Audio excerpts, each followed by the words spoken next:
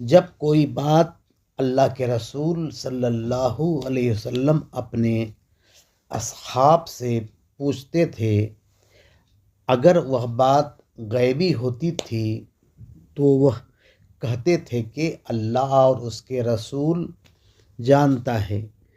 یہاں غور طلب ہے کہ صحابہ کرام رضی اللہ عنہم کا یہ عقیدہ تھا کہ غیبی بات اللہ اور اس کے رسول اللہ کی عطا سے جانتا ہے۔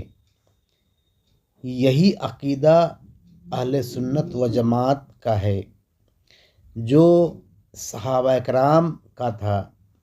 منافق کا عقیدہ یہ تھا کہ غیبی بات صرف اللہ جانتا ہے، اسی لیے جب رسول اللہ صلی اللہ علیہ وسلم غیبی بات بتاتے تھے تو منافق اس بات کا مذاق اڑاتا تھا کہ غیبی بات تو صرف اللہ تبارک تعالیٰ جانتا ہے، ان کو کیسے پتہ ہو گیا؟